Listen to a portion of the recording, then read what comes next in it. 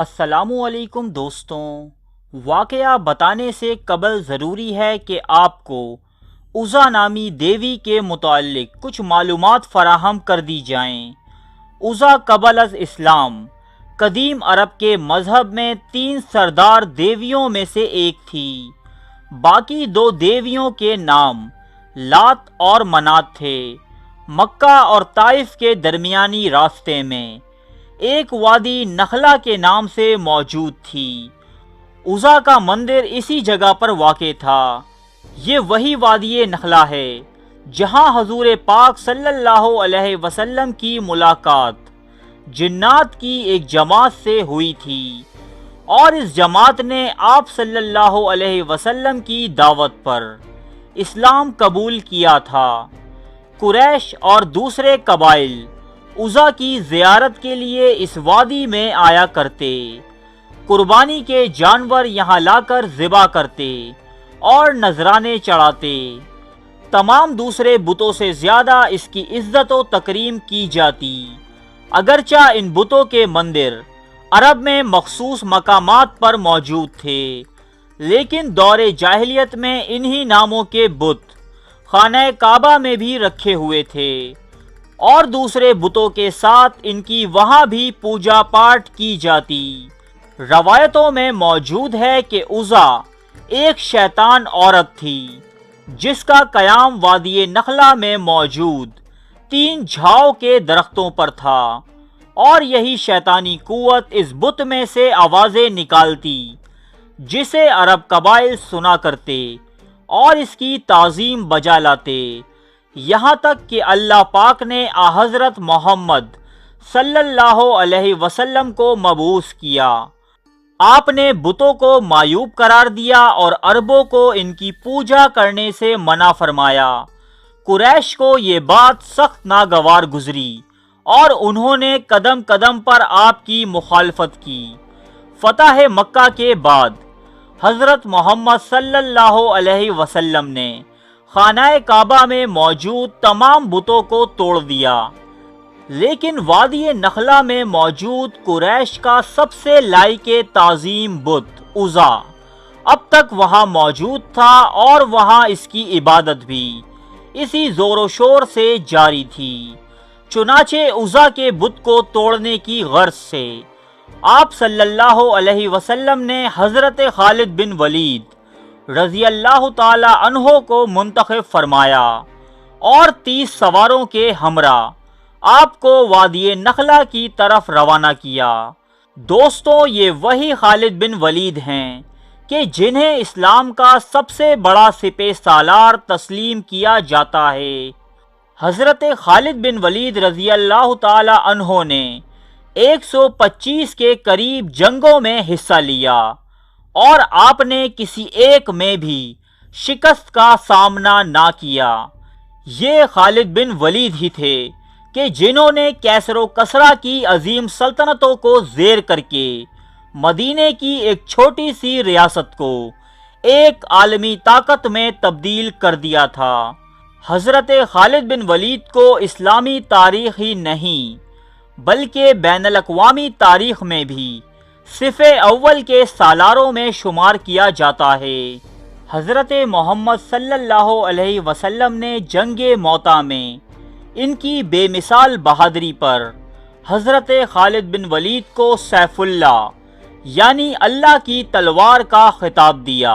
لیکن دوستوں، اس مرتبہ خالد بن ولید کا مقابلہ کیسر و کسرا کی عظیم فوجوں یا عرب کے جنگجو باغیوں سے نہیں، بلکہ ایک ایسی شیطانی قوت سے تھا کہ جس کی حقیقت اللہ اور اس کے رسول ہی بہتر جانتے تھے کہ وہ در حقیقت کیا تھی۔ فتح مکہ کے کچھ روز بعد یعنی 25 رمضان کے دن حضرت محمد صلی اللہ علیہ وسلم نے خالد بن ولید رضی اللہ تعالی عنہ کو بلا کر یہ حکم دیا کہ بطن نخلا کے درختوں کی طرف جاؤ، تمہیں وہاں 3 جھاؤ کے درخت ملیں گے، تم وہاں جا کر پہلے درخت کو کاٹ دینا۔ دوستوں، جھاؤ ایک خضرو اگنے والا پودا ہے جسے انگلش میں ٹیمرکس کہا جاتا ہے۔ چنانچہ حضرت خالد بن ولید آپ صلی اللہ علیہ وسلم کے حکم پر وادی نخلا کی جانب روانہ ہوئے اور وہاں موجود پہلے جھاؤ کے درخت کو کاٹ ڈالا۔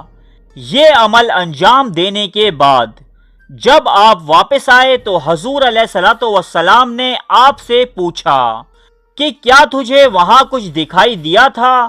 حضرت خالد بن ولید نے عرض کیا، نہیں، کچھ بھی نہیں۔ اس پر آپ صلی اللہ علیہ وسلم نے فرمایا کہ واپس جاؤ اور دوسرے درخت کو بھی کاٹ دو۔ سو خالد بن ولید اسے کاٹ کر پھر سے نبی اکرم صلی اللہ علیہ وسلم کی خدمت میں حاضر ہوئے۔ آپ صلی اللہ علیہ وسلم نے پھر سے وہی سوال کیا کہ کیا تم نے کچھ دیکھا؟ حضرت خالد بن ولید نے عرض کیا، نہیں، کچھ بھی نہیں۔ اب آپ صلی اللہ علیہ وسلم نے فرمایا کہ واپس جاؤ اور تیسرے درخت کو بھی کاٹ دو۔ اس مرتبہ جب حضرت خالد بن ولید اس درخت کو کاٹنے کی غرض سے آئے تو دیکھا کہ ایک شیطان عورت برہنہ حالت میں بال پھیلائے ہوئے ہے اور غصے میں اپنے دانت پیس رہی ہے۔ اس کے پیچھے پیچھے عزا کے مندر کا محافظ دبیہ سلمی چلا آ رہا تھا۔ دبیہ نے حضرت خالد بن ولید کو دیکھا تو چلا کر کہا، اے عزا، خالد پر زور سے حملہ کرو اور پیچھے نہ ہٹو، اوڑھنی اتار ڈالو، کیونکہ اگر آج تم نے خالد کو قتل نہ کیا تو ذلت کی مستحق ہو جائے گی۔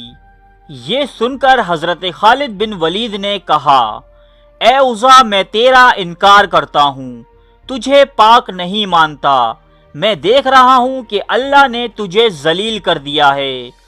یہ کہہ کر حضرت خالد بن ولید نے تلوار کے ذریعے اس کے سر پر وار کیا۔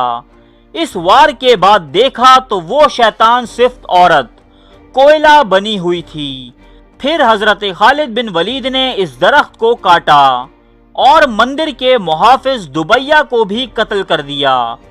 اس کے بعد نبی اکرم صلی اللہ علیہ وسلم کی خدمت میں آ کر یہ سارا قصہ سنایا۔ حضرت صلی اللہ علیہ وسلم نے فرمایا کہ یہ عزا تھی، اب آئندہ عربوں میں کوئی عزا نہ ہوگی اور نہ ہی اس کی عبادت کی جائے گی۔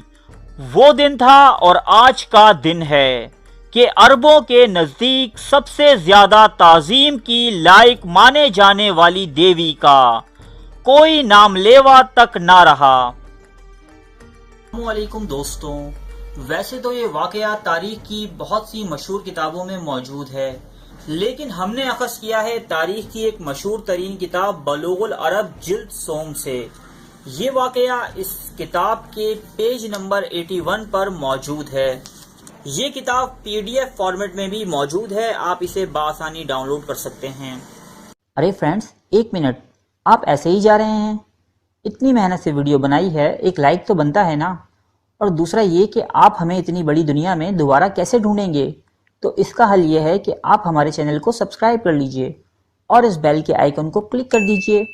اس طرح ہمارے آنے والی تمام ویڈیوز آپ تک پہنچتی رہیں گی۔ ارے ڈریے مت، یہ بالکل فری ہے۔